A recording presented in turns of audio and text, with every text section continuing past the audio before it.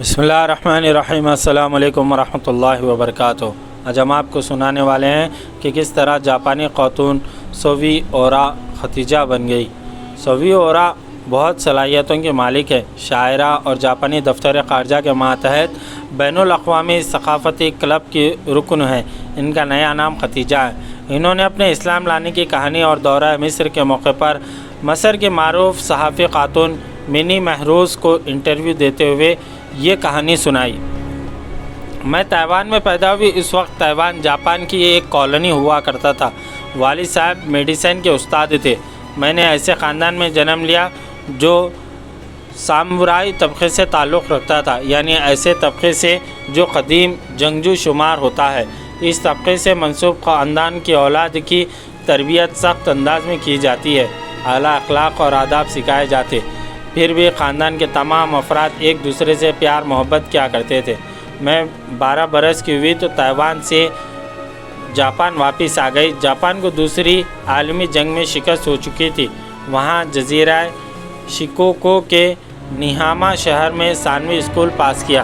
ایک chemical company سومیتومو میں secretary کے طور پر کام کیا۔ 23 برس کی ہوئی تو میں نے شادی کر لی۔ میرا خاوند بینک میں ملازم تھا۔ حال ہی میں اس کا انتقال ہو گیا۔ میرے 2 بیٹے ہیں، دونوں شادی کر چکے ہیں۔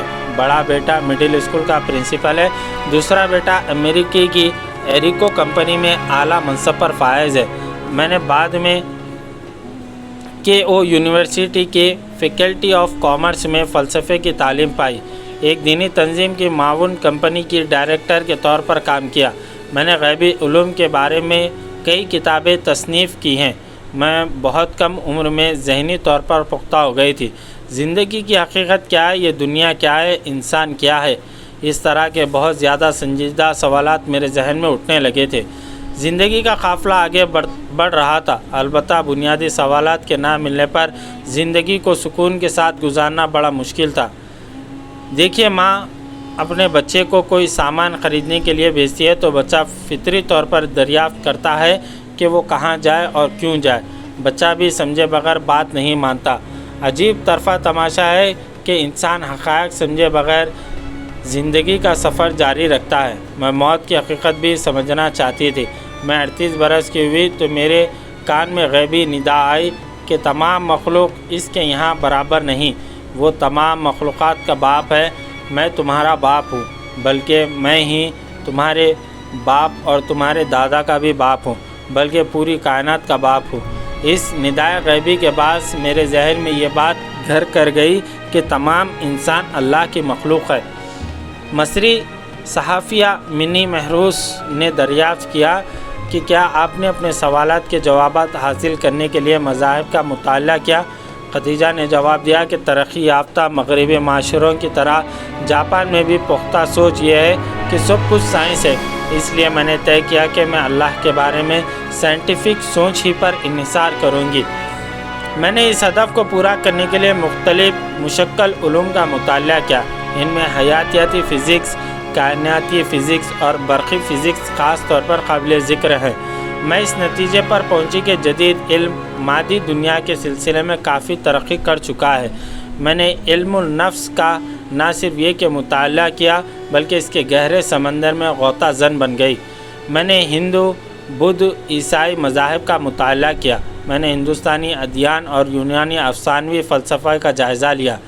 میں نے رہنمائی کی تلاش میں ہندوستان کا سفر کیا، پھر مصر قدیم کے آثار کے توسط سے اللہ تعالیٰ کی تلاش میں مصر جانے کا فیصلہ کیا۔ حسن اتفاق دیکھیے کہ جب میں نے مصر جانے کا پروگرام بنایا تو اس سے 3 روز قبل میں نے اتفاقاً ایک مجلہ دیکھا۔ اس میں میرا مضمون چھپا ہوا تھا۔ میرے مضمون کے بعد جاپان میں اسلام کے عنوان سے ایک مضمون تھا جسے کسی جاپانی مسلمان نے، جس کا نام سودا صفا تھا، تحریر کیا تھا۔ میں نے مصر کے سفر سے قبل مصر کے بارے میں معلومات حاصل کرنے کا پروگرام بنایا۔ میں نے سودا اصفا سے رابطہ کر کے ملاقات کی درخواست کی۔ طویل گفتگو کے بعد سودا اصفا کہنے لگے، میں جو کہوں تم میرے ساتھ ساتھ اسے دہراؤ۔ انہوں نے کہا، اشہد ان لا الہ الا اللہ و اشہد ان محمد رسول اللہ۔ میں گواہی دیتی ہوں کہ اللہ کے سوا کوئی معبود نہیں، اور میں گواہی دیتی ہوں کہ محمد رسول اللہ صلی اللہ علیہ وسلم اللہ کے پیغمبر ہیں۔ اس موقع پر سودا اسفا کے پاس ان کے 2 اور مسلمان دوست بیٹھے ہوئے تھے۔ وہ میرے مسلمان ہونے کے بعد شاہد بن گئے۔ اسلام قبول کرنے کے بعد میں مصر پہنچی تو ایسا محسوس ہوا کہ یہاں کے لوگ تو اسی سوچ کے حامل ہیں جو میری سوچ ہے۔ میں نے مسلم معاشرے کو قریب سے دیکھا تو مجھے اذان کی آواز، اذان کی صدا سنتے ہی مصریوں کا مسجدوں کی طرف جانا، مساجد میں ایک دوسرے کے شانہ بشانہ کھڑے ہونا بہت ہی بھلا لگا۔ یہ سارا کام کسی دباؤ کے بغیر محض اپنی مرضی، اپنی چاہت سے ہو رہا تھا۔ یہ منظر دیکھ کر میں دل و دماغ سے اسلام کی قائل ہو گئی اور میں نے ازہر شریف پہنچ کر باقاعدہ مسلمان ہونے کا اعلان کر دیا۔ منی محروس نے پوچھا کہ ان دونوں جاپانیوں کے ذہنوں پر کون سی فکر چھائی ہوئی ہے؟ ان دنوں جاپانیوں کے ذہنوں پر کون سی فکر چھائی ہوئی ہے؟ انہوں نے جواب دیا کہ جاپانی سائنسی سوچ رکھتے ہیں، وہ علمی حقائق اور معقول و مدلل امور کو جانتے ہیں، سائنسی غموز والی باتوں پر کان نہیں دھرتے۔ جاپان دوسری عالمی جنگ میں شکست کے بعد سے امریکہ کی استعماری پالیسی کا تابعدار بنا ہوا ہے۔ جاپان میں دینی فکر اور بحث و مباحثے کی آزادی ہے، البتہ جاپان کی تاریخ یا اخلاقی علوم کی تدریس پر پابندی ہے۔ جاپان ذہنی گتھیوں سے آزاد ہے، یہ برے عزائم سے پاک ہے، وہ روحانی اقدار میں گہرا یقین رکھتے ہیں۔ جاپانی سائنٹیفک سوچ کے باوجود دیندار تھے، لیکن اب جاپانیوں کی بھاری اکثریت عقائد کی پابند نہیں۔ بہت سارے جاپانی آبا و اجداد سے ورثے میں ملنے والے عقائد کی پابندی کرتے ہیں، لیکن اس کا دائرہ مخصوص اوقات تک محدود رہتا ہے۔ زیادہ تر رسوم جنازوں سے متعلق ہیں۔ جاپان میں 2 مذہب ہیں۔ جاپان میں مسلمانوں کی تعداد بہت کم ہے، آبادی کا 1% بھی نہیں ہوں گے۔ جاپان میں اسلام کی تصویر بگڑی ہوئی شکل میں پائی جاتی ہے۔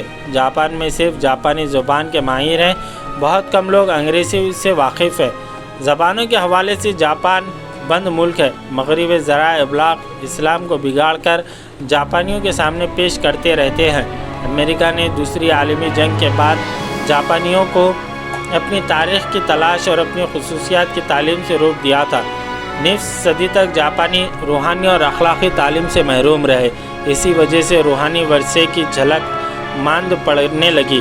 اب جبکہ جاپان میں روحانی اقدار کا احیاء ہوا تو امریکی رفتہ رفتہ اسے کچلنے کی کوشش کر رہے ہیں۔ جاپان میں امریکی ثقافت کے غلبے کے بعد سے جاپانی خواتین اہل و عیال سے روپ گردانی کرنے لگی ہیں۔ پہلے وہ اپنے خاوند کی تابعداری کو اپنی مطمع حیات بنائے ہوئے تھی، اب وہ آرائش اور فیشن کے چکر میں پڑ گئی ہیں۔ مرد و زن میں مساوات کی باتیں خوب کھل کر ہونے لگی۔ اب تو عورت کو مرد کے مقابلے میں طاقتور جتانے کی مہم چل رہی ہے، جبکہ خواتین کی روحانی مسرت ظاہری کرو فر میں نہیں بلکہ خاندانی تعلق کو جوڑے رکھنے میں مضمر ہے۔ اب جاپانی معاشرے میں خواتین غیر شادی شدہ زندگی گزارنے لگی ہیں۔ نوجوان خواتین کی بغاوت کی وجہ سے شادی سے بھاگنے لگے ہیں۔ طلاق کی شرح بڑھ رہی ہے۔ نئے آئل نظام کی وجہ سے معمر کنواریوں کا مسئلہ بڑھتا جا رہا ہے۔ حکومت خواتین کو جاپان میں بھاری مشاہرہ دیتی ہے۔ اب جاپان میں ذہنی اور سماجی استحکام ناپید ہے۔